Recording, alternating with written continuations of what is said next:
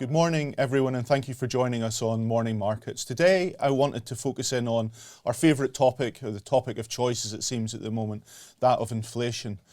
Firstly, looking at German inflation yesterday, and it was really interesting to note, and probably the first time that you've heard any of us say it on Morning Markets, that we saw an inflation rate which did start to reduce. And if we look at what we saw in Germany yesterday, inflation moved down to 7.6%, still a high number, but it was 7.9% in the month of May. So a decline there.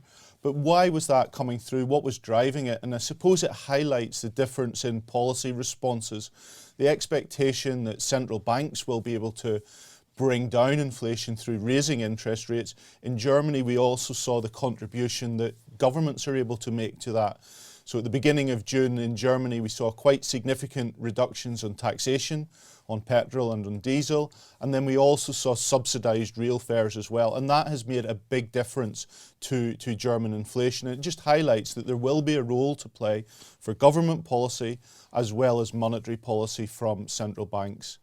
Following on from the German inflation reading, it was also yesterday was the time for the ECB's annual conference in Portugal, where central bankers from all over the world have gathered to discuss that challenge that they all face, inflation, and that indeed was the only topic that seems to be reported upon. Really little change in their rhetoric from that of recent weeks. High inflation needs to be curbed, but really also a saying that it needs to be curbed at this point in time so that it doesn't become more persistent and starts to embed itself into wage negotiations and become persistently high on a forward-looking basis. I think also it was really interesting to note a couple of the speeches also talked about the more lasting impact of the pandemic on economic activity, on employment, and also on the challenges that the Ukraine war is presenting in terms of supply chain disruption and potentially the ongoing supply chain disruption as companies have to reorientate their supply chains. Something that some are suggesting may remove some of those factors that were important to driving inflation to the exceptionally low levels that we've seen in recent years. So that's certainly something that we will continue to watch and continue to report back on. I think Andrew Bailey, from a UK perspective, he discussed the challenges that the UK sees at this point in time. Twofold: one, the weakness in the currency and that allowing imported inflation to come into the economy. But secondly, the impact of our energy price cap and how that feeds in two time periods.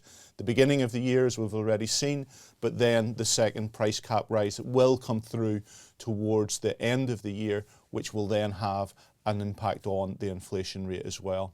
I also wanted just to focus as we turn to month end on a positive equity market story in terms of that of China. The Chinese market, the CSI 300, rose 10% over the month of June, and indeed there's not very many markets across the globe that we can say increased in the month of June. Really there, we've discussed in the past the changes in monetary policy in China, the factors there supporting or trying to re-support the economy, and that's coming through. And we saw that this morning in PMI data on both the manufacturing and on the services side, which improved but crucially moved back above 50, signalling that expansion in economic activity going forward. I'll leave it there, but please do join us again tomorrow. If you're interested in taking your investing to the next level, or would like to know more about the options available to you when you retire, then download our free guides to ISAs and pensions. These are available in the video description below.